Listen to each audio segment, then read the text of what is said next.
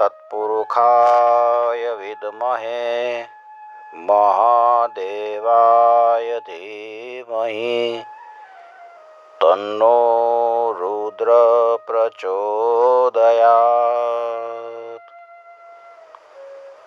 ॐ त्र्यम्बकं यजामहे सुगन्धिं पुष्टिवर्धनम् उर्वारुकमेव बन्धनान् मृत्योर्मोक्षीयमामृतात्।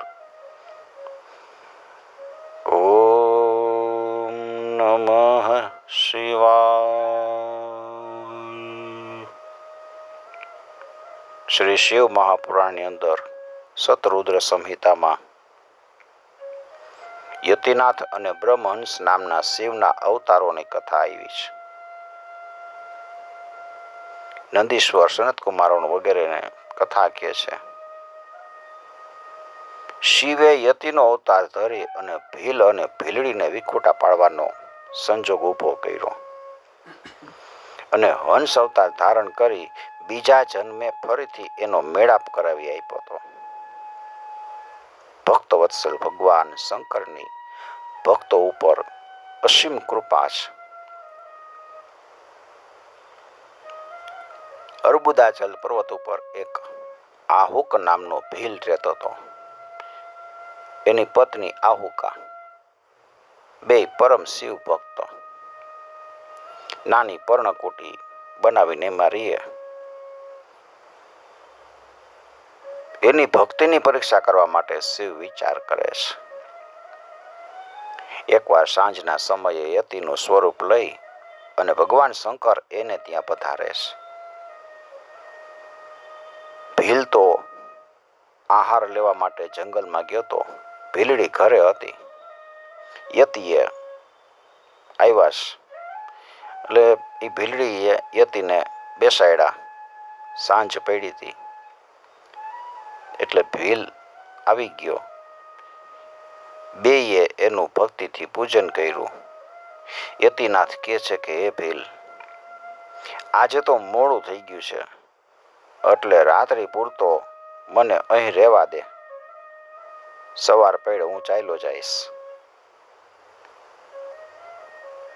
ભીલ કહે છે કે મારું ઘર તો બહુ નાનું છે, એમાં તમારો સમાસ કેવી રીતે થઈ શકશે? તમે સમાઈ ન શકો. આવો ઉત્તર સાંભળી અને યતિનાથ ચાલ્યા જવાની તૈયારી કરે છે. ઠીક છે, ચાલો હું નીકળું.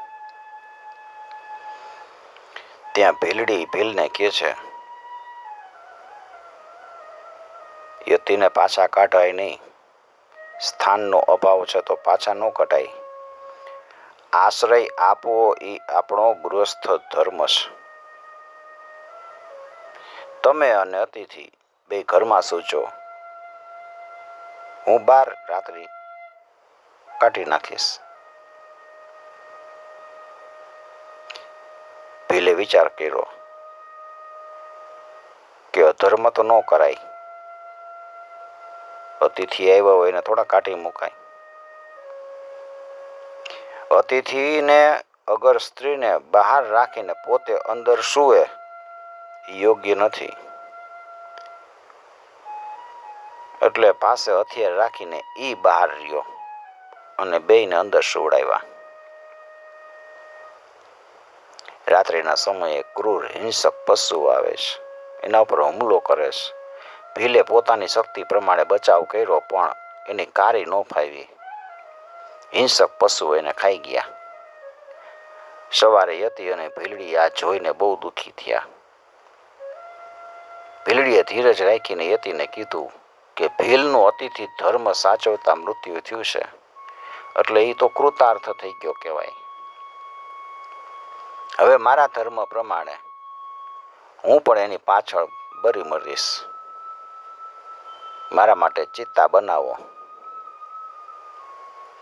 યતિનાથે ચિત્તા રચી. ભીલડી એમાં પ્રવેશ કર્યો. એ સમયે શિવે પ્રગટ થઈને વરદાન આપ્યું કે આ ભીલ હતો ને એ બીજા જન્મે નૌષધ દેશનો રાજા થશે. વીરસેન રાજાના એ પુત્રનું નામ નળ હશે. હે સ્ત્રી, તને ધન્ય છે. તું વૈદર્ભી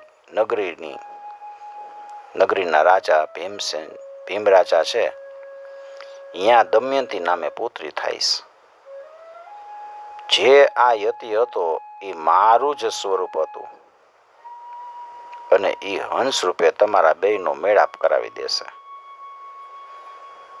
તમે વિશાળ રાજ ભોગવીને પછી યોગીઓને દુર્લભ એવી મુક્તિ પામશો અને તે જ સ્થળે શિવલિંગ સ્વરૂપે થઈ ગયા અને એનો અચલેશ નામથી લોકો પૂજા કરે છે. શિવના વરદાન મુજબ બીજા જન્મે વૈદર્ભ રાજાના રાજ્યમાં ભીમસેન રાજાને ત્યાં દમયંતી તરીકે ભીલડીએ જન્મ લીધો અને ભીલ હતો એ નળ રાજા થયો. શિવે હંસનું સ્વરૂપ લઈને દમયંતી આગળ નળ રાજાના વખાણ કર્યા છે.